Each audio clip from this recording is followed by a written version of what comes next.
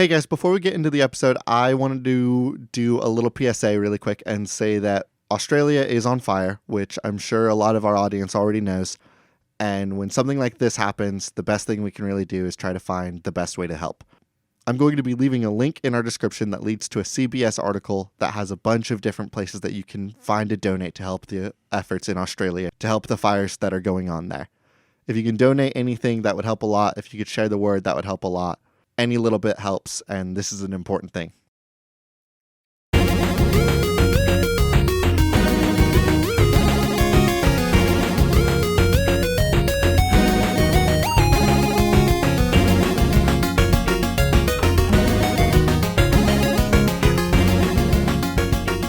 Hello, everybody, and welcome to Spiritual Successor, a comedy video game design podcast inspired by Polygon's Cool Games, Inc. AJ! That's me. I'm your other host. Holy shit, it's 2020. Good things are going to happen. We're going to be doing great things, I hope. What's your New Year's resolution? My New Year's resolution is, I have a couple, actually. This is the year Oh, big man. It's got a bunch of changes for 2020. This year, I want to be healthier. I want to read more. And I want to start up a real play podcast. That's my big thing I've been prepping for.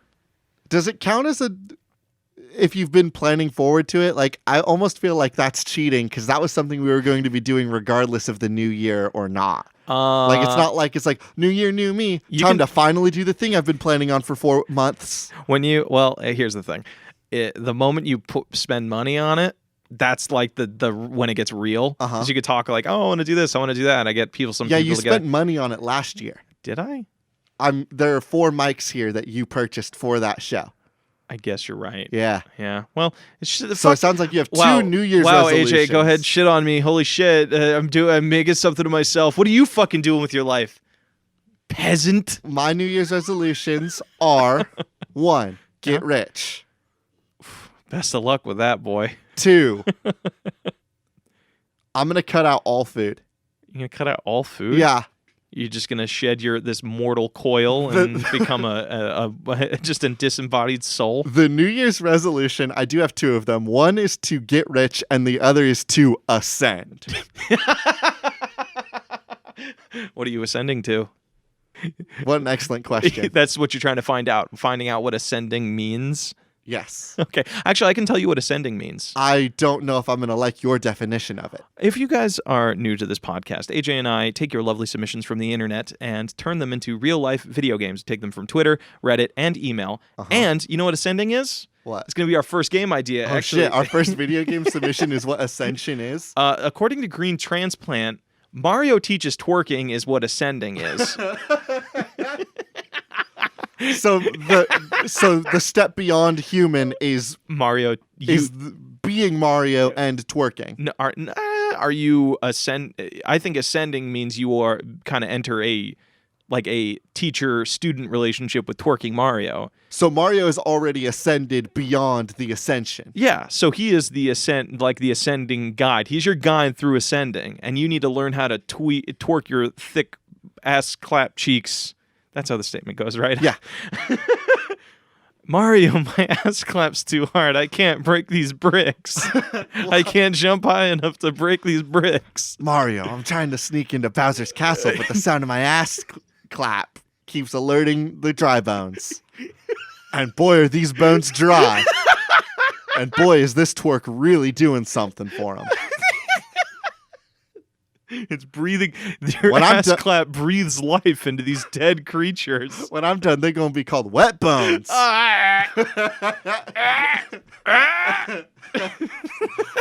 twerk's got these fuckers thirsty. That's why they're so dry.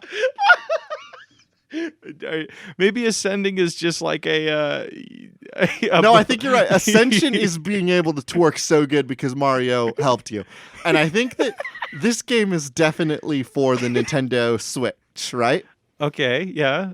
Are we going to use AJ, this is a new ring for the. This is a new game for the exercise. For the Ring Fit adventure, yeah. And you strap it instead of strap it to your ass. Yes, and it measures how good of a twerk you have. It has a It has a mic in it that'll measure the decibel level of your ass clap. And Mario says, "Oh yeah."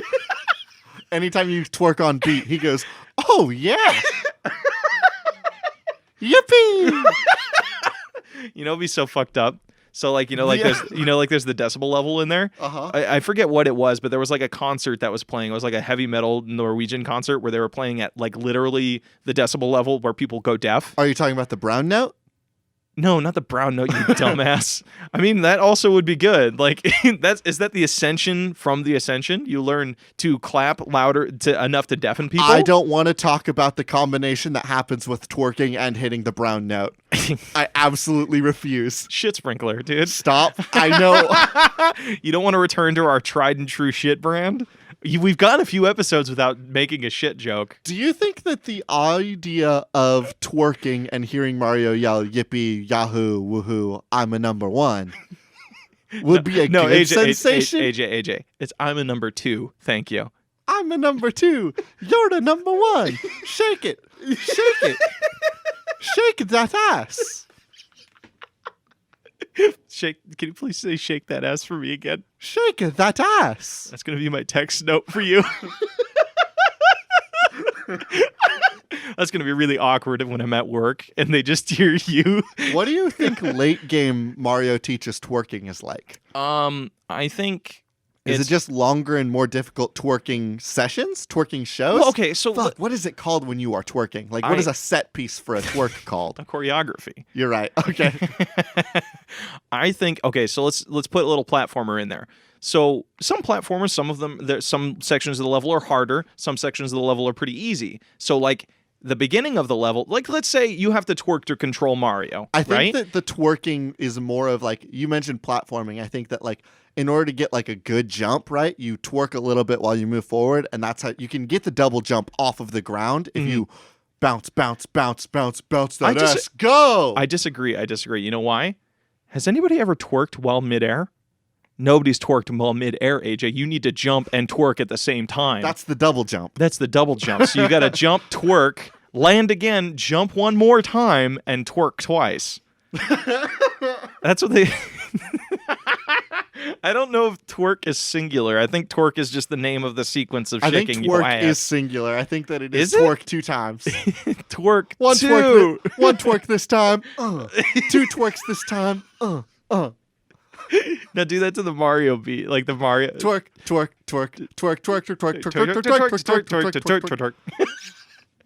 Now we got to do the cave theme.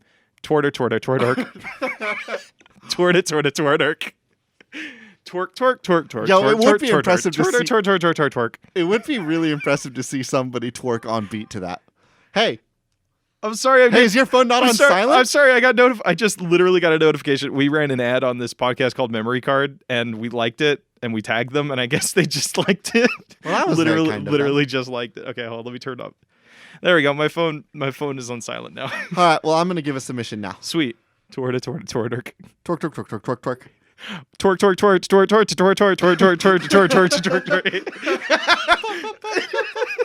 There has to be a video out there of somebody twerking on beat to the Mario Super song, Fuck, if right? people can do it on guitar or on ukulele. Please tag us in it if that video exists. Or if you want to create your own, just take the audio from this podcast and do it to that. No, it needs to be the actual song, please. You don't want people shaking their ass to our voices, AJ? I think that's like the dream, actually. It's a little too egocentric, you know what I mean? Oh, are you telling us? Like, I'm already having a wish granted by seeing somebody twerk to the song of the Super Mario jingle when you have the star. Hearing it with me in there would be too... It would blow up your brain. That's why you want it. It'd be too much of me kind of like patting myself on the back for the world's greatest creation. That's fair. Give me your game idea. This submission comes from Pierre on Twitter at TwitchGuy222. Pierre suggests a dating sim where everything plays out like a seemingly normal dating sim. Mm-hmm. But occasionally, when you go to sleep, your sleep paralysis demon starts looking really cute. Yo, this hits like a real thing. Because have you ever gotten sleep paralysis? Nuh-uh. I've gotten sleep paralysis, and I've seen the fucking demon thingies. Uh-huh. And I think, weirdly enough, that's what like charged my love of cryptids at an early age. Because it's like legitimately really fucking weird having sleep paralysis. Sleep paralysis is pretty common. Most people know it. But if you don't know it, what it happens is like your brain half turns on while you're sleeping. So you will wake up and you will be conscious, but you cannot move your body because that part of your brain isn't on. It's still asleep. And one of the weird fucking things that happens is you sometimes start seeing people or hearing voices while you're like half awake and you can't do jack shit about it. Yikes. So I think if we're going to put that in a dating sim sense, right? You're going to be like every traditional romance novel character that doesn't do jack shit. Yeah, you are a completely noteless main protagonist. So there's like 3 love interests, right? There's the smart girl, there's the tsundere girl, and there's the really, really nice girl. And then the girl you see in your sleep. Just like every other romantic dating sim. Wait, AJ, hold on a second, because this actually brings up a weird point. AJ and I, oddly enough, were actually looking at romance novels last night, the Nurse series. Yeah, ones. the Switch had a bunch of nurse dating sims on sale, and they were like, come be a nurse with your magic touch. And that's the thing I wanted to get at, is like every kind of romance novel, you have like some sort of ability that nobody else can, or like some sort of goal, like a lot of Christmas romance novels right now. I'm watching a lot of Game Grumps ones. It's like, I don't like Christmas. I don't believe in Christmas. And the whole thing is like finding Christmas joy. What is the point of this game? Are you suddenly have the ability to flirt and get jiggy with shadow demons in your sleep paralysis? I have an angle that we could take. You have the shadow touch, if you will.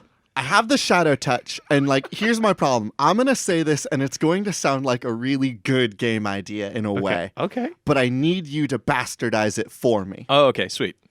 The normal dating sim game plays out with you having a completely unnoteworthy main protagonist. There's the 3 girls that you can date. And then there's the shadow demon. The shadow demon is a boy. Oh. The game is a poem, like symbolically, is about the main protagonist discovering that they are gay. Okay. And it's like a really, really good and heartfelt exploration of like what that means and the immediate fear of that, and then like the acceptance of it and the joy of being in your truth. See, why would I bastardize that, though? That's like a good idea. Because I accidentally made like an interesting idea for a video game on our comedy game podcast. I don't know where the fuck to go with this. Okay, cut. Don't worry, I got it. Okay, I know ahead. how we save this. In the romance path that you go with the really, really handsome sleep paralysis demon and find your truth. All 3 of the girls are revealed. Bum, bum, bum, bum. Sleep paralysis demon hunters. It now becomes a visual novel. Holy shit. In which you and your super cool edgy boyfriend must defend yourselves from the 3 sleep paralysis demon hunting girls. AJ, how about this? Because sleep paralysis demons only exist when you're in sleep paralysis. So for you as the player, you need to balance this thing where you have to somehow put yourself in sleep paralysis so the shadow demon can exist. But every time they exist, they are at risk of being killed by these demon hunters. So it's like this thing of like having to balance when is the right time to go into sleep paralysis. Oh, fuck. How do you trigger sleep paralysis? Trauma. I don't know. I don't know what triggers sleep paralysis. You want to go into another game? I'm going to go into another game. Okay. And by I going to go into another game, I mean you're going to go into another game, and I'm going to follow you there. Lead the way. All right, so my game submission comes to us from Erica Chappelle at Erica's Taking Flight. I'm really sick, so can you make a video game that one can play while sleeping? Not play to fall asleep, not a game that tracks how much you sleep, just straight up a game to be played while sleeping. AJ, we've taken sleeping for granted. We've taken waking up for granted. What if you put What the fuck does that mean? Are you going to kill me in my sleep? No, I'm not going to kill you in your sleep. You might accidentally lose to where you die in your sleep, right? Or you just stay asleep forever. What if there was a device that you can put on your head before going to bed that triggered lucid dreaming, and it now becomes this fight for your survival to wake up? So like you have 8 hours to complete this journey. Because most games take place in 8 hours. So you have to beat this game over an 8-hour period to wake up the next day. And if you don't, you sleep till 1 p.m. and your real life. Okay, it'll just make you sleep longer. It won't kill you. No, it won't kill you. So when it'll you make you late for your job. So basically. when you said we take waking up for granted, yeah, like you it meant just happens. we take waking up on time for granted, Sure. and that was not a horrible threat that you made against That's me. going on the box art, dude. We take sleep for granted. We take waking up for granted. That's right. Whoa, that's so much more. So you put on a headset, and then it takes your face. Like you can be like, Maybe before you put the headset on, I was like, I want to play a racing game. So now it becomes like a race to the end, A like lucid racing game. racing across the world, and then you can like it'll be a world of like cyberpunk, or it'll be a world of dinosaurs, and you have to be in a Flintstones car or something. Have you ever done lucid dreaming? I have not, but I've always been interested in the idea. I've had plenty of sleep paralysis in my life, but that's not comparable. I've had no lucid dreaming, but I have seen a movie about a little boy that would lucid dream, except the things that he would lucid dream were real, and he would have a lucid nightmare and a monster came up and killed the family. I think that's how the movie ended. What fucking movie is this? Oh, it was just something dumb I saw on cable TV when I was in my parents' house. Is this also comparable to that werewolf brother, that werewolf family movie that you guys always talk about? You and your dad are always on about. Werewolf family movie? Yeah, it's like the Tribe or something. Are you talking about what is that? Dancing with Wolves, Yeah. the French film? I think so. It's like That movie fucking rules. No, this it's like is the action film, right? Yeah. This movie was probably on quality as I remember it, with like Here Comes the Boom. Never heard of that one either. Oh, it's a movie that stars Paul Blart Mall Cop, except he's a teacher that gets into MMA. Oh, I do this. Yeah, It's not a great movie, but it's like a watchable movie. This horror movie about a little boy that had lucid dreams that would kill people was on that same like caliber of like, I'll watch it, I guess. That's a cool. I guess that's a cool concept. So, what are you saying is if you don't manage to defeat these things by the end of the night, right? They become real in your world, and you have to deal with them in real life the following day. So, if you don't defeat Gragnar the Barbarian, the conqueror of worlds, on your excellent RPG In your 8-hour lucid adventure, dream. they become a real force in your real life. Are you trying to get us to sell haunted lucid dream causing? This is like some Needful Things-esque shit. Yeah, Yeah. it's some needful things. Stephen King would be really proud of us for this horrid creation. I'm so happy that you actually know what I was talking about. I was expecting AJ doesn't know jack shit about Stephen King. What the fuck? You've mentioned it to me multiple times, and I remembered. Oh, that's so sweet of you. For those that don't know, Needful Things is Rick and Morty actually spoofed it. You know that episode where the Satan was selling things that everybody really desired most? That's a Stephen King story called But they were Needful Things. cursed. But People they were would be cursed. like, I want super cool penis enlargement pills. And he'd be like, okay, here you go. But no libido. Your ding-dong's super big, but it's soft, always. People would be like, I want the world's greatest grilled cheese machine. And he's like, here you go, the world's greatest grilled cheese machine, except it has a horrible curse. It will burn your house down. I don't know how that's. Oh wait, no, that is comparable. It's a food. I'm hungry now. You want to get food? Yeah, let's go. All right, cool. Bye. AJ and I just leaned away from the mic, and now We we're did leaning not go back get in. food. I have another video game submission for you. Tell me about it, brother. I'm always ready to hear your beautiful idea voice. I guess I don't know where I was going with that. Stan Account Tycoon. Stand account? Stan Account. Stan account? You know, like K-pop stans or like anime villain stans. Oh my god. Not Okay. stands like the JoJo's characters. Like Stan, like, I fucking represent you, Arturia Pendragon from the Fate series. Sweet, that's a good stand. I like that stand. Stan Tycoon. So this seems like a game that I would actually like.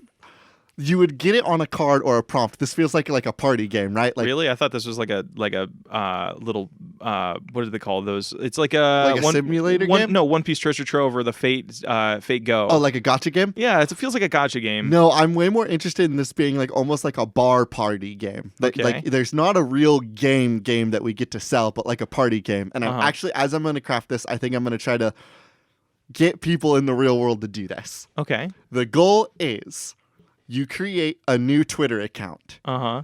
Everybody around picks a character or a historical figure or a person in the real world that they are going to stan. They have the rest of the night to get the most followers to their new just birthed stan account. So whoever So like for example, I'm gonna start an account and I'm gonna be like, fuck it, this is my new Zemnis Kingdom Hearts stan account. Okay. Zemnis Kingdom Hearts has done nothing wrong. I love him unconditionally, and he is the sexiest man alive. And I just start tweeting that out, and I start following people.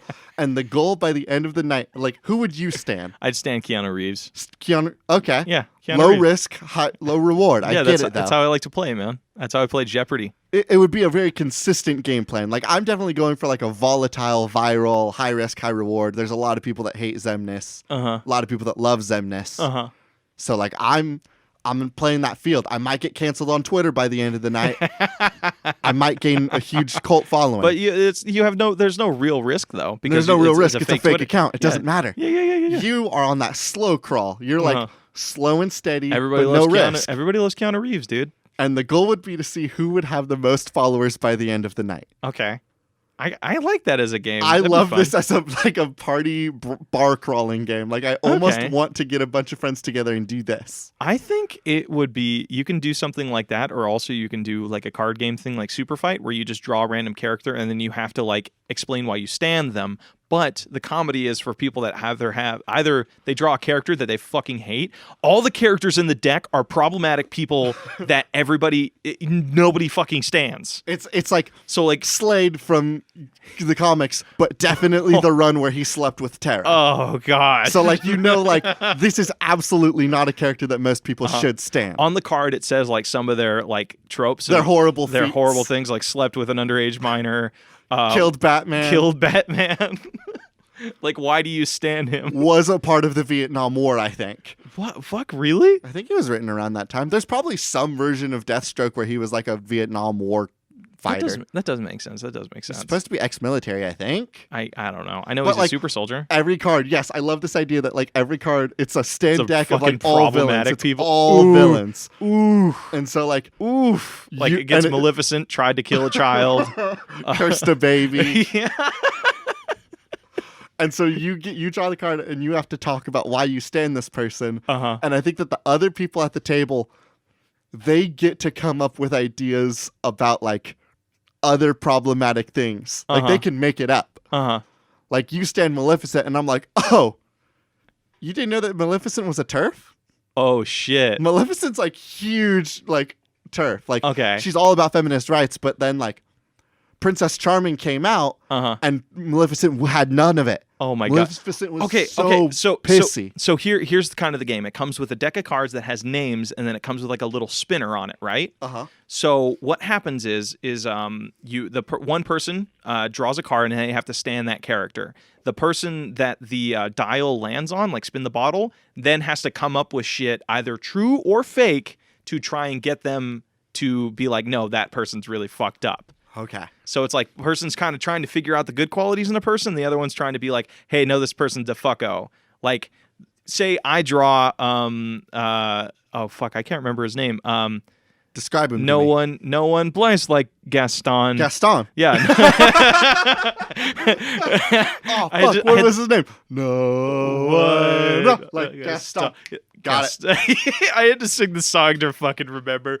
But like, say I draw Gaston, and I have to be like, oh yeah, he's the epitome of like positive masculinity. You know, he always respects women. He values self-grooming. I don't know. He's a fucking asshole. His best friend would be like the oaf of the town if it was not his best friend. What? Gaston's best friend? LeFou? LeFou, yeah. His best friend. Which, like, if Gaston was not Gaston and LeFou existed without being Gaston's best friend, no one in that town would like LeFou. Nobody liked LeFou, though. Gaston liked LeFou. No, he fucking used him. No, because Gaston confided in LeFou. He said, LeFou, oh, I'm so upset right now, and this sucks so much. You didn't see him, like, confiding in any of the other bar patrons. LeFou's his only homie. I strongly disagree. How's it going? He does not like LeFou at all. It's weird that you drew Gaston and I'm the one that's defending him. So wait, yeah, this is weird. We're actually playing the game right now. This would be how the game plays. I like that. Do you think it is more interesting as a card game that we sell and it's more like a Stan account simulator? Or do you think it'd be funner if We could do the card thing and keep it on social media. Yeah, like, I'm so interested in this everybody idea draws of, like, a card. and you have to do that on social media. And everybody else's accounts can like actually go after the other Stan accounts. Like, yes. So you know what this is? You know what this is? We call it likes, right? So everybody that wasn't us at the table, like say us, our core group of 5 people, you and I are going head to head. They dictate who gets the likes, me or you. And then that way, they don't have to vote unanimously either. So it could be like 2 of them liked yours, but 1 of them liked my argument. I think, and then we also pool the likes we got during the physical game, during the actual game that we played on the internet, and then the likes that we got on the internet. So the following day, whoever got the most likes wins. Okay. Okay, I get it. Yeah, so you can do like you can either play just the card game or you can do the fun little social experiment online. I'm going to get a group of friends together and build fake Stan accounts and see who can get the most people. I fucking love it. That's such a fucking chaotic idea. All right, I'm going to give you a game idea. Hey, AJ. Hey, Blake. You know what's really cute? Medusa. You know what's even cuter than Medusa? Medusa is really cute. She's just got like all these snakes around her, and if you look her in the eyes, she's just going to turn you to stone. So then the only option in order to make sure you're having a conversation with Medusa is just by constantly giving her the up down, which is like, don't give her the up down. You just look at the floor. You don't have to go up or down. Oh, you have to give Medusa the up down. It's Medusa. You're playing with fire, dude. Don't go above the neckline like at all. So very careful with the up. God, that's so fucked up. Okay, but you know what's cuter than Medusa? Literally nothing. There is a Medusa. There's a wonderful piece of art. This comes to us from Nick King B. Foling, Candy Cryptid Hunter. And then there was another. They were cross-posting from another Twitter user, Luna at Nymph Luna. Hear me out. Medusa, but her hair snakes is gummy worms, and it's this pretty. She's got like pink skin and cute, and she's like smiling with her little snake tongue. Holy fuck, is she pretty? This is a screenshot. This is a screenshot of the tweet, and not a screen like the tweet. Hey, so AJ, I know you're doing the bit, but I know you've seen this art before. This is very up your and I's alley. She's very cute. Of cryptid ladies. So it's a cryptid hunter with candy themed cryptids. So Sasquatch is chocolate. He's like chocolate flakes. You know, like the little where you get chocolate over cheese grater thingy, and it comes up with that. He's a walking cheese grater chocolate thing. What are some other cryptids? All right, we got I named one. What is your favorite cryptid? What's a cryptid we don't normally talk about? Because we talk about Mothman, Jersey Devil, Sasquatch, and the Wendigo. So name us another cryptid. Okay, here I'll give you Nessie. Do we talk about Nessie often? What's Nessie? It's just a giant gummy fish. The Loch Ness Monster? Maybe a giant gummy. Well, we already have the gummy worm Medusa. Maybe we can do all gummy themed. Chocolate Bigfoot. Uh-huh. Give me one for Thunderbird. What would a Thunderbird be flavored? Sorry. Oh, it'd be like a really soury thing. Like those it's like a walking warhead, basically? Yeah, like a warhead. Oh, that'd be good because of the thunder and everything, right? Mm-hmm. Oh, holy shit. And so it'd be like if you get tasted by it, you got to make a puckery thing like you tasted something sour. Like, ooh. Dude, the brand integration on this shit. We're going to do more branded candy than Harry Potter and their fucking candy at Universal Studios. What are some other cryptids? Wait, what's the prompt other than just like candy cryptids? Candy cryptid hunter. So you're hunting these candy cryptids to presumably eat them. Well, dang. Eat them or make out. I was gonna say, does kissing them count as a? It's very sweet. It's very wholesome. Give me some sugar. Give me some sugar, chocolate Bigfoot. That takes me back to Evil Dead.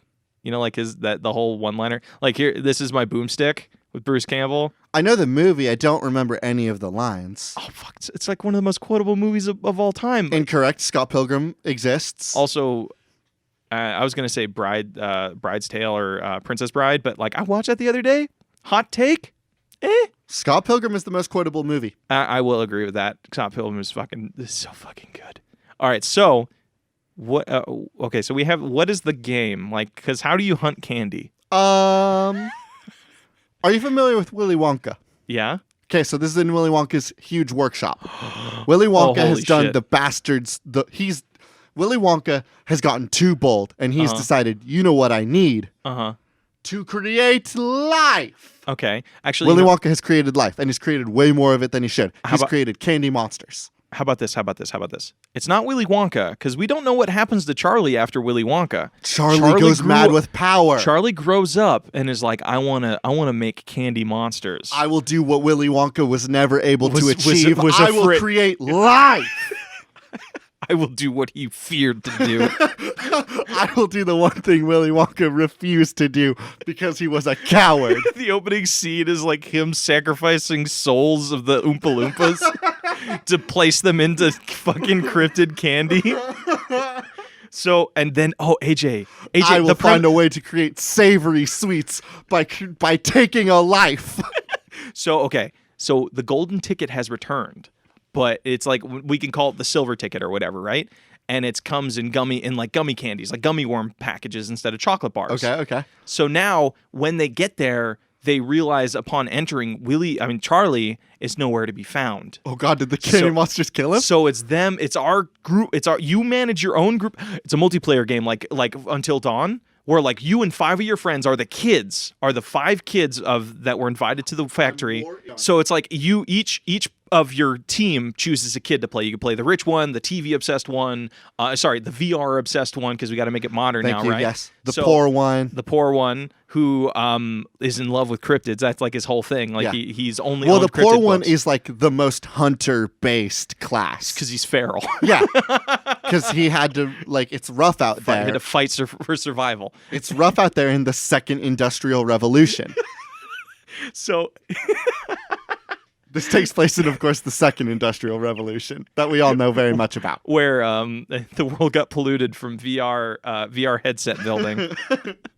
So you play, you and your group, your couch co-op thing, pick a kid, and then now the thing is finding out the mystery of where Willy Wonka is, but all the kids got separated, so they are each dealing with their own, like, randomly assigned candy cryptid or escaping from.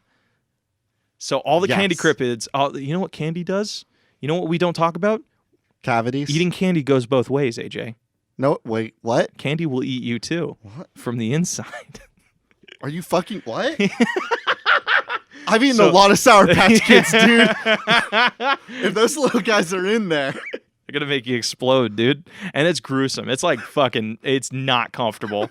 So like when they walk in, right, it's just like a bunch of like, oh fuck, you remember that movie 9? With the little sock puppet? Yeah. Remember like how graphic it was when they like the robot would pick them up and suck their soul from them? What? It's like that, but it's like the Oompa Loompas want revenge on all the candy eaters, but they are now in strong cryptid bodies. Okay, so they've been somehow candy infected. They've been cavitized. They've been put into a candy body. And the thing is that their body is deteriorating, so they're trying to find Charlie to fix them or return them to their Willy Wonka body. So here's the decision. You can either support the death of the candy cryptids and fuel Charlie's insanity, or you can save them. But they are going to be hunting you, I guess, in the meantime. Okay. We have or that robot that takes souls is slowly hunting you too. So to put your soul into a candy cryptid. I think the monsters are also hunting you. I love that. Like Medusa hunting me. Yeah, please. She's cute. I want to put a nug in this or a pin in this. Okay, yeah, this is nug potential. Has nug ability. This is nug potential. You give me a game idea. This comes from Wesley on Twitter at B10_Baloo. Wesley suggests, how long can you survive Cats, the movie? Your mom is making you go. You can distract yourself with watching others in the theater. You get 1 bathroom break. You can take acid, etc. AJ, I thought we escaped this. We did Cats RPG last week. I thought we escaped the cats, but they're back. Okay, so now it's a survival game. You know what? I don't see survival games that take place in like urban areas, and I think that's kind of cool. Like the best one I saw was Chicken in the Darkness. You ever heard of that game? Oh, yeah, Chicken in the Darkness, the hit video game that everybody knows. Who doesn't know about Chicken in the Darkness?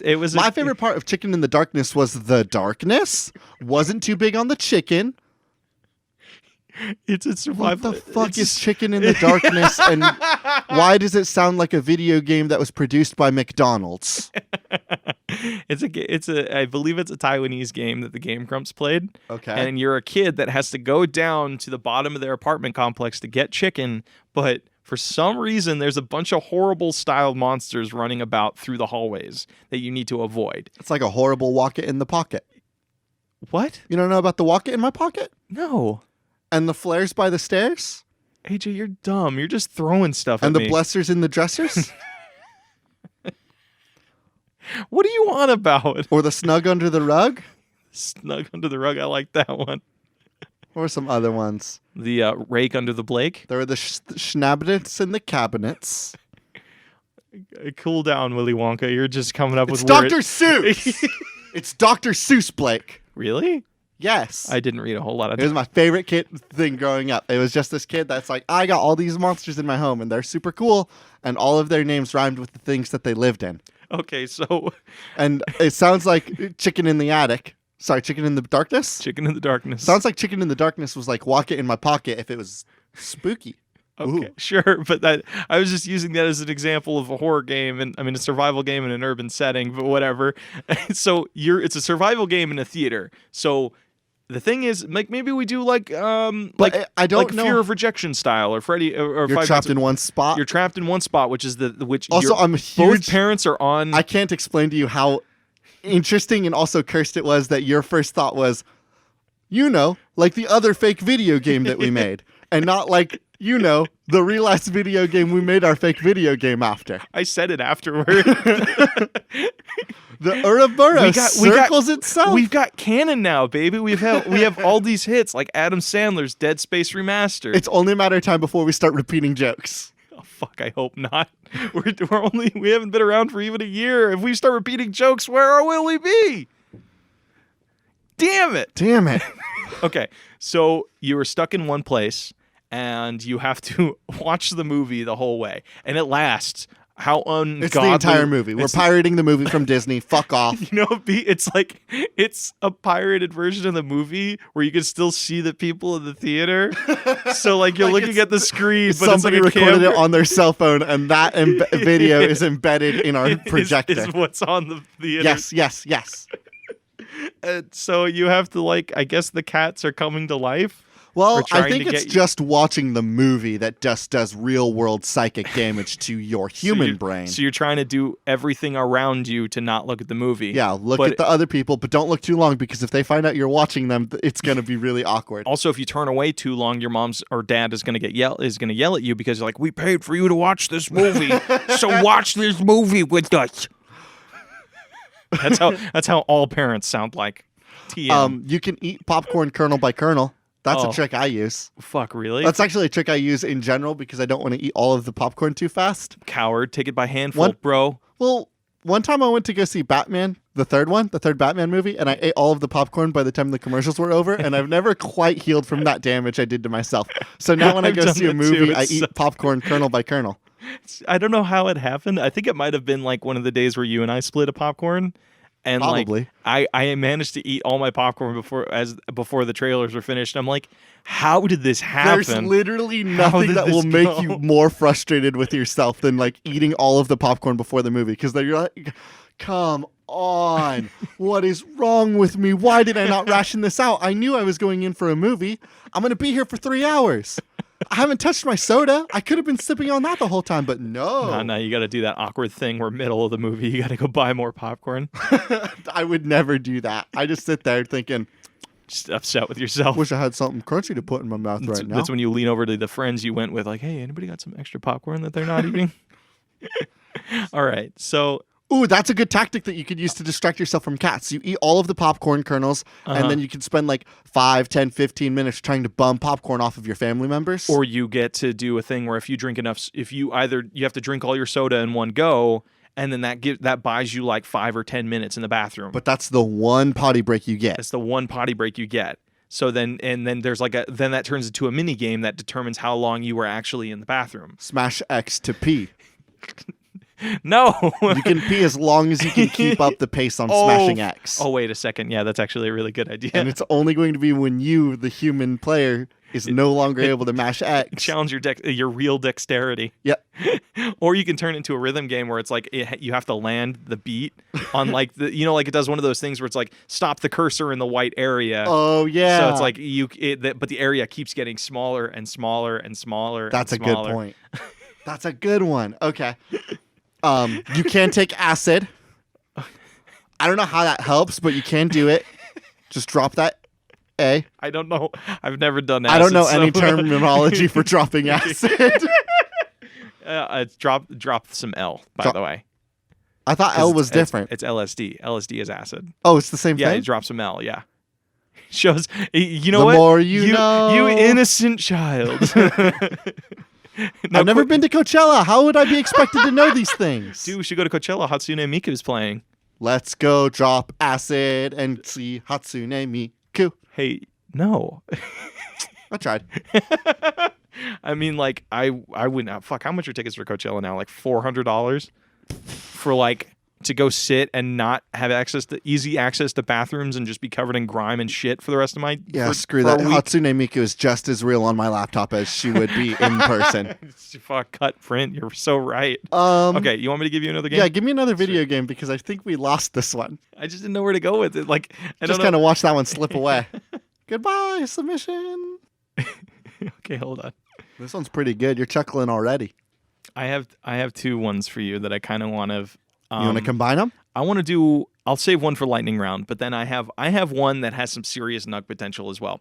AJ, you know, like a few episodes back, we made that really, really good anime for Guy Fieri, Stuck in Another World. Hell yeah, I remember that. So you know how that ended? He defeated the dragon and all that stuff, and then the portal opened up that he went through to get back home. Right? Mm-hmm. Turns out that portal led to a space opera RPG. Search for exotic ingredients, explore local alien eats, and expand your own sports bar franchise across the galaxy. Can you bring Flavortown to the stars? Guy Fieri's space opera RPG. AJ, this is the next season of our hit fucking Guy Fieri anime. This does have nuggability.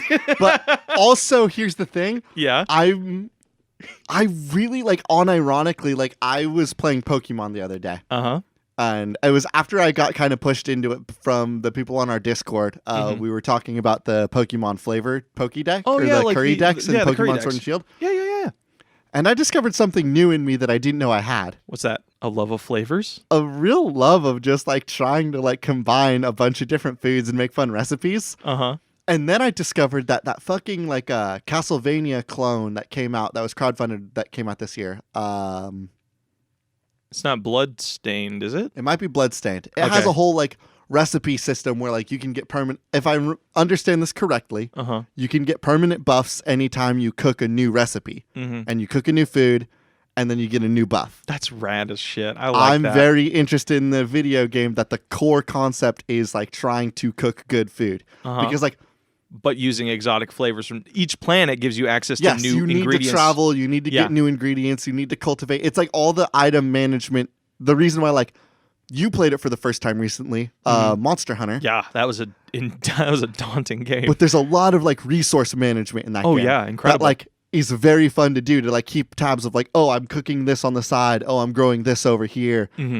I think I'm sure that's also, like, what keeps people so interested in games like Stardew Valley and shit. Yeah. Just the discovery of new combinations. But always combining new foods to make new space stuff to explore the galaxy more. You know, it'd be really cool. So, like, are we going with a game or are we going with a I want a anime? game because I think I'm very interested in a cooking-based video game RPG. Okay, so basically the premise is you are trying to figure out. You can create whatever restaurant you want. So it'd be like, I want to create a curry restaurant. So now you're going to be looking for specific things throughout the galaxy, but you also have to take into account certain interests of local populations. Yes. So it'd be like, I want to make a curry restaurant on planet Zazu. But there's people on Zazu fucking they really hate spicy food. If they eat curry, they literally die because they're allergic to it. They are allergic to spicy curry. If you bring that there, they will explode. But they're huge on sweets.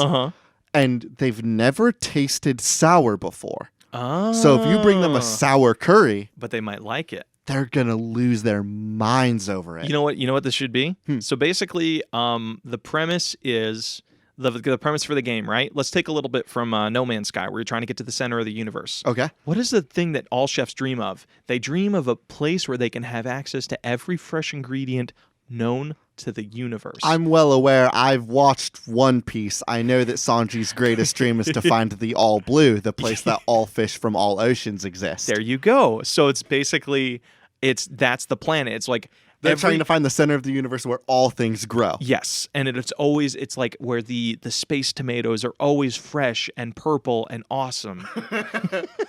Yes. I'm also very interested in this idea. Hear me out. You mentioned that, like, you have your own restaurant that you're always, like, upgrading. Yeah. It is a food truck. Yeah. It is a food, It's a food space truck in space. And so like you can always customize it and upgrade it however you see fit. So like maybe you'll find a planet and you're like, I'm making bank on this planet. I can upgrade my ship if I stay here for a little bit longer. By the end of the game, it's like a Star Destroyer level thing where you can actually put out custom food trucks for various planets. Yes, you can send out little like you'll upgrade to the point where you can like make your ship big enough that you need to expand your chef team. I forget your fleet. Your chef. Your crew. Your kitchen staff. Your kitchen staff. That's the word I was looking for. You can increase your kitchen staff, and then like once your kitchen staff is increased enough, you can like level up your kitchen staff. And so like then you'll be like, I think that this person is leveled up enough that I could send them with their own smaller food truck to neighboring planets. Oh, holy shit! Right and on. So you right can on. expand it out that way. And so it like what starts off as like a cooking game that you're just kind of running around managing menus and stuff slowly expands into this interplanetary tycoon It's game. like Star Trek, but for cooking. Yes. It's like your whole thing is to just like explore and discover new flavors. Yes. You know what this? You know what this ship is called? You just call it Flavortown. Yes, the ship is SS Flavortown. SS Flavortown.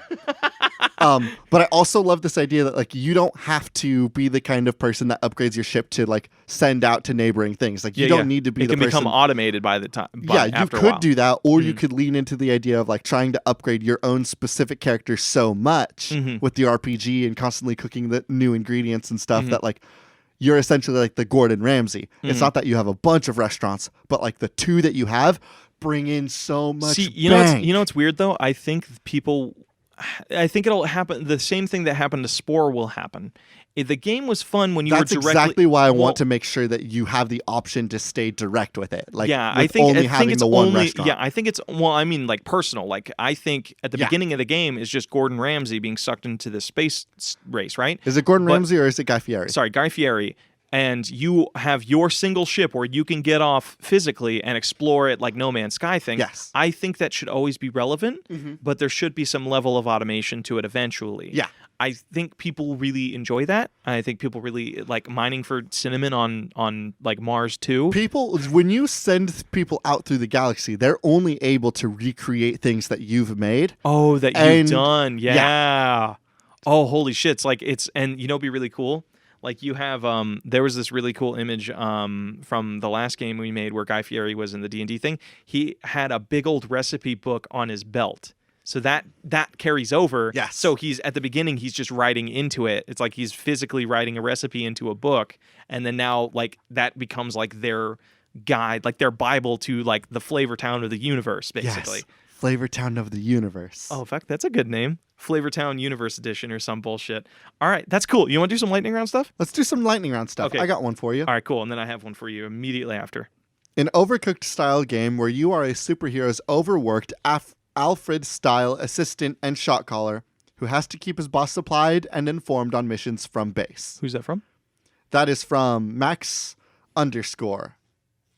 is from Bobo Arnold at Max_. Sweet. Okay, so you're basically playing Alfred from Batman, right? You're Alfred, and like Batman's always got crazy stuff. He's like, Alfred, I need a map of the entire city's fire hose department. I'm gonna hose down this mud man. And you're like, beans. Okay, I got to go to the computer and start looking that up. And then while you're looking it up, Batman's like, Alfred, I just got into a fender bender. I need to know our insurance information. And you're like, beans. And so now you have to go to a different computer, his personal computer. You basically have to type manually into Google. Oh, it's interesting because you have to have two things in front of you. You have the game console, right? And then you have your own laptop. It'll be like, he asks you a question, and you actually need to type manually into Google. Oh, you need to give him correct answers. And then type back into the game what that is. Alfred, the Riddler got me again. I need to know... He's got another riddle for me. I don't understand this one either, Alfred. Alfred the Riddler doesn't hear me cheating on his riddles right now. I need you to give me the answer in 30 seconds. That's how he always answers in one-liners because he always has the answer for fucking Alfred. Okay. Yes. Okay, so it's just basically a typing game. I love the idea though that it is like because I was thinking like the Overcooked style game where you have to run around a bunch, but I love the idea that you do have to run around a bunch to go to separate machines, but then also you do have to give like it is a game that has like two screens. Like you have to run around in the game to do things Overcooked style, but then the Riddler will give you questions that you have to have the actual answers for. You know, it'd be kind of cool too. It's like, because just because I've been, I just started playing Monster Hunter with you, right? Depending on how well you eat, depends like how good you are in the field. So you have to make sure you cook good for Batman, or else it'll give you more problems down the line. It's like, hey, you didn't eat enough brain food today, so guess what? You're not gonna get any of the Riddler stuff as right as usual. Alfred, you didn't give me enough orange juice. How am I supposed to solve the Riddler's problems without my brain sauce? Alfred. All right, I have a game for you. This one comes to us from user on Reddit, Zinc Alloy. A game to play with the buttons on your microwave as your food cooks. Dude, if fridges can get iPads on them, microwaves should get iPads on them. What happens? Okay, so the natural progression of this joke is, what video game would you have on a fridge? What if you had Skyrim on the fridge? What happens in Skyrim on your Minecraft? Okay, sorry, not Minecraft. We're talking about Skyrim. We'll get to Minecraft. What happens in Skyrim on your microwave when you press the popcorn button? It's got to be like the I think it boots the game up, honestly. And you have AJ. Okay. Maybe it's not Skyrim, but maybe it's like a raid game. So Minecraft. No.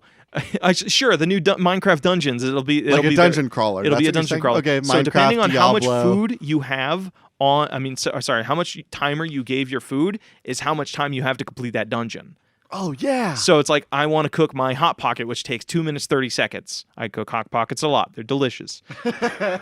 I'm an expert about the knowledge of how to properly cook a Hot Pocket.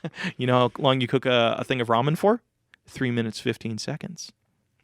I don't know if that's accurate for your microwave because all microwaves have different power. But so you have You spoke about the Hot Pocket thing so confidently. Sorry, we're still on this.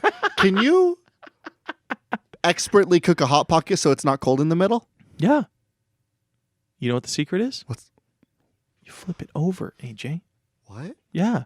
You cook it for like about a minute and a half on one side, and then you do a minute and 15 or a minute and a half on the other side. Like bottom up? Yeah. You flip it over, and that's how you always get good burritos and then too. You don't get a cold center. You don't have a cold fucking center.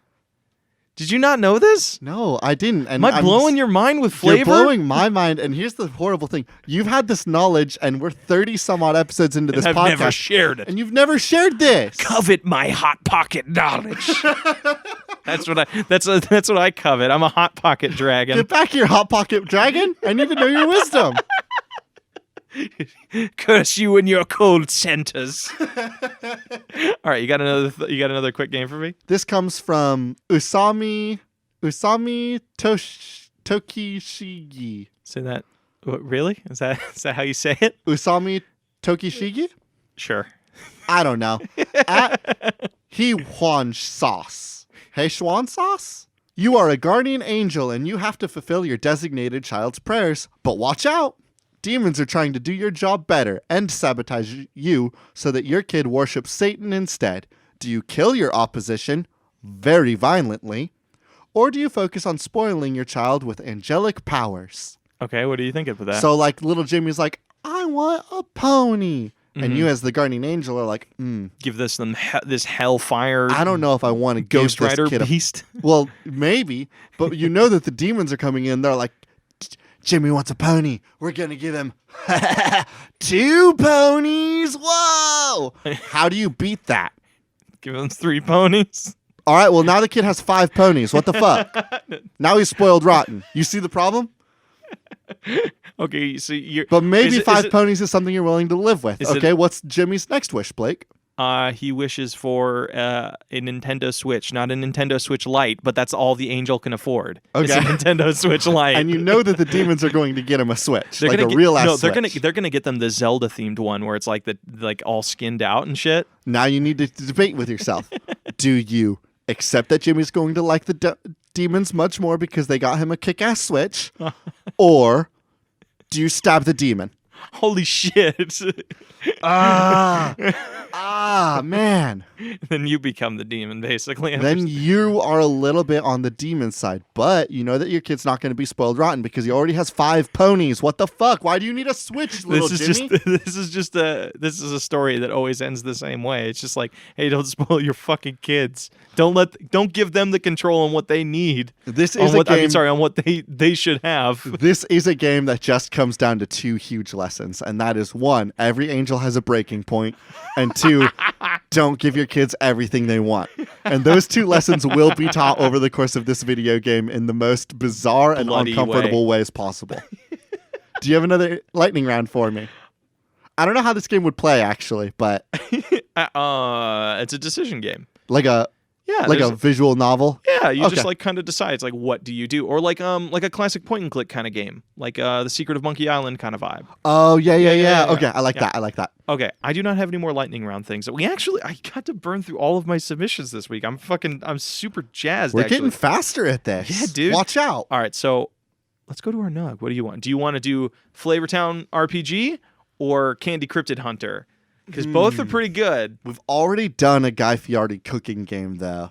But it is. But I feel like we've done a cryptid hunting game before. Oh yeah, cryptid hunting is kind of a staple. Shit, that's kind of like. But as a Candy Cryptid Hunter survival game, I think it's very different. I think it's extremely different, actually.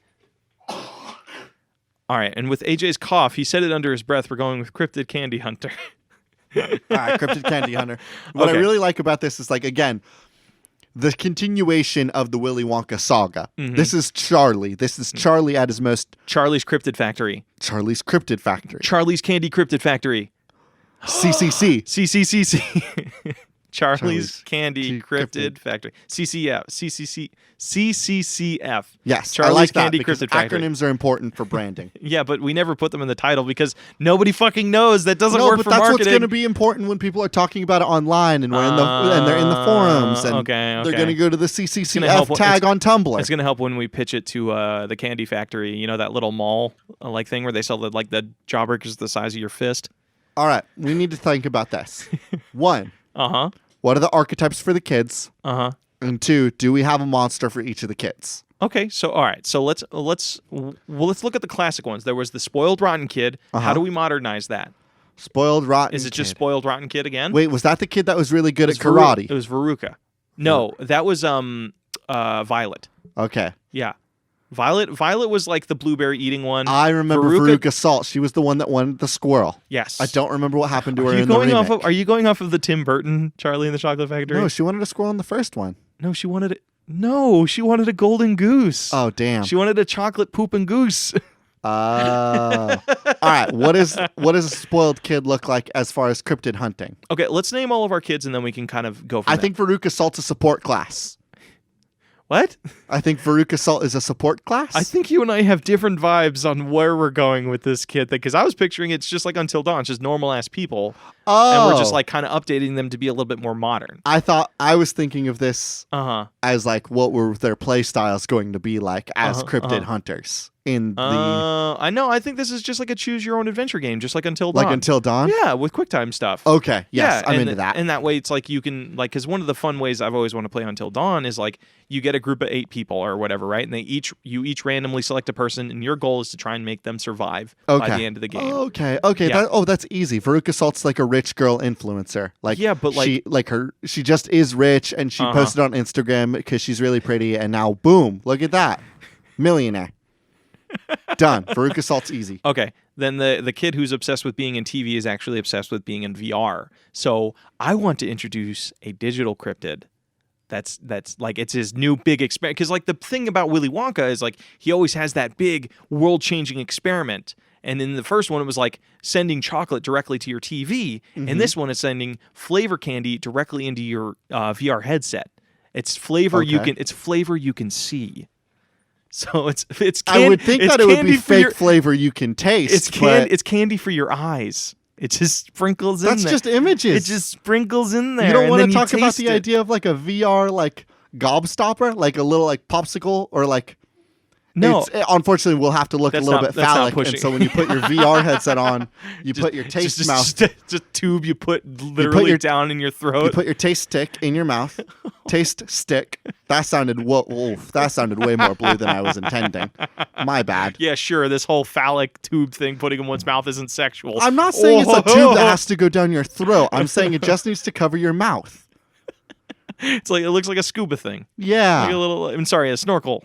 A snorkel's a good call. Yeah, that way you can taste things. Okay, so I think the cryptid that they should be matched with, a famous like creepypasta. So they can either be hunted by Black Licorice Slender Man, or Jawbreaker. What's that one? The one that has like he cut his eyes open to where he Jeff can't the blink. Killer? Yeah, so it's like Jeffrey. I like Black Licorice candy. Everybody fucking hates Black Slenderman. Licorice. Because one, everybody fucking hates Black Licorice and it's trash. Uh-huh.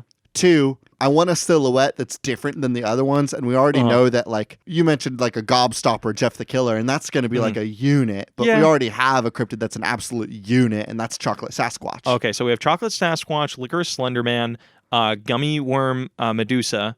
Oh, fuck, she's really cute. She's so cute. They're all this cute, by the way. So we need to, so we need to come up with two more. Chocolate River Nessie. Chocolate River, we already have a chocolate. Oh, wait, it should be some aquatic creature because that's how the first kid dies is if they go into the lake. Augustus Gloop gets put up in the lake. Oh, holy shit. Okay, so Augustus Gloop is like the one that eats too much. So what does this character do?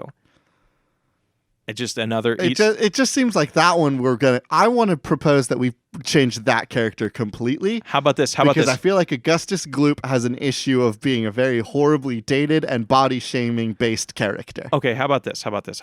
You know, like one thing is there's those two people that like to flaunt that they're like physically fit and healthy. Like the ones that are really, really fucking... Like the ones that claim they know all sorts of diet-based things. Yeah, and the ones that are really elitist about it. So Augustus Gloop is now check out this diet water. It's like, it's just water, Greg. And so then here's this character story. Because I think this is something all those people need to learn. Is there are people that are like, I'm so elite and I always eat good. How dare you eat gluten, you fucko.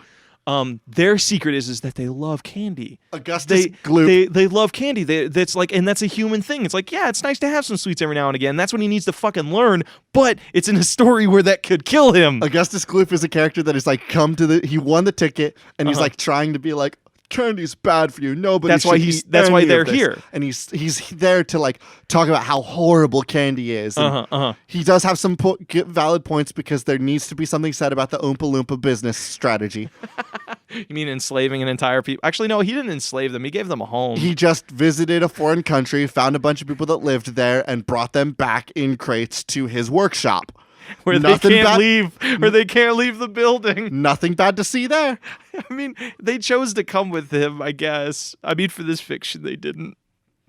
In this one, they didn't. And now Charlie's sacrificing their souls. Yeah, there's a lot to be said. Augustus Gloop's character is a good person. We just, like all characters, has some bad points, some things that need to be worked on. Maybe you don't go to a chocolate factory just to talk about how shitty the chocolate factory is and then get tempted by the chocolate and fall in the lake and then get eaten up by chocolate Nessie. Oh, holy shit. He like sees a face in the chocolate and he's just like, were you doing the Addams Family opening? You were doing the Addams. I was thinking of the shark. Where did you get that? I was thinking of the Jaws one, but I couldn't remember. Oh, you mean Donna? Yeah. Anyway, what about the other kids? You're so fucking off. Okay, so what's the poor kid up against? Obviously, that's going to be like our golden kid, because I think we should have a character that's like wants to. I think the thing that character should learn is that like people who are rich aren't always the coolest. You know what I mean? That's going to be a tough one to teach. I mean, it should be like somebody who has, I think the story is dark. The story is going to be really fucking dark, right? And Charlie has gone mad with power and money because he can do whatever he wants, right? So maybe it's the kid, like the whole lesson is like, it's a kid's like, I want to be super rich one day and then like, so I can do whatever the fuck I want or whatever, right? Okay. Maybe their lesson is like, yeah, I want to be wealthy, but I also want to understand that I want to do it in moderation and I want to be good about it. Or is that dumb?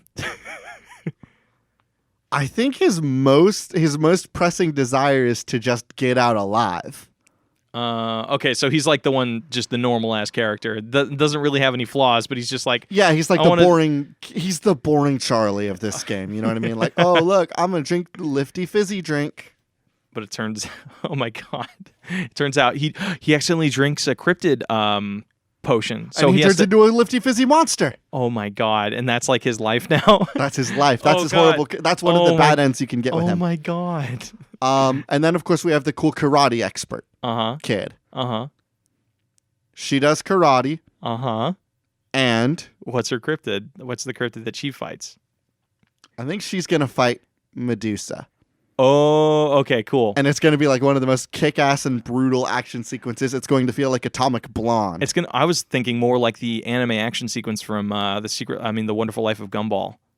Something like that. Something Yeah. like outlandishly over the top An anime and shit. and very romantic. Oh, you think? Oh, they find that she falls in love with Yes. Gummy Because Medusa? no man can look Medusa in the eyes without being turned to gumball. Oh, holy shit, AJ, you're onto something. That's beautiful. I love that. Fuck, cut print. That's a good game. Holy shit. Cut it and print it, baby. That's one of the good ends. That is one of the good ends.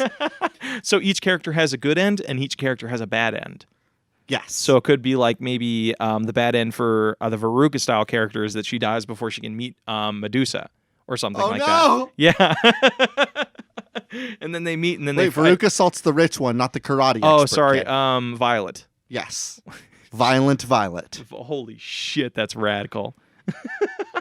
Okay. Is that a game? I think that's a game. That's a fun little game. So it's just like a point and click survival game. Yes. Point and click survival until dawn-esque narrative Okay. game. And then we call it Charlie's Cryptid Candy Factory. Yes. Okay, sweet. Fuck yeah, let's go to patch notes. Let's go to patch notes. Cha-chink. All right, everybody. It's the new year. We are back at it. Going to be doing our regular episodes every 2 weeks. Every week. Every Tuesday. I meant to say Tuesday. Another cool little announcement we're doing is this year we're going to be doing a lot more bigger things for our sex shout-out things. So make sure to check us out on our YouTube where you can potentially be shouted out. Additionally, we are also going to be launching some new podcasts and new styles of content that we will keep you updated on as the months come by. Yeah, 2020 is going to be a really kick-butt year, and we're excited to show you guys what we can do. But before that, I want to see what you guys can do. Please, please, please follow the link that's in the description, and if you've got anything, kick it towards the Australia fires. It is a very important thing that's going on, and anything that we can do to help that out is important. Mm-hmm. So if you guys want to see the art for Charlie's Cryptid Chocolate... Fuck, I already got the name wrong. Shit, I'm not good at pitching games. Holy shit. Fuck. How are we supposed to get these made if you can't say the name correctly? If you guys want to see the custom art, we release it every Thursday for that week's game. This week, I will be releasing a fun little... just a bunch of little candy cryptids. Yeah, little candy It's gonna be cryptids. fun. All right, guys. The intro and outro music we use is Cheap Shop by Anamanaguchi, an excellent song from an excellent band for an excellent game. I've been your host, AJ Hart. And I have been your other host, Blake Rea. And these are cool games That should not be made.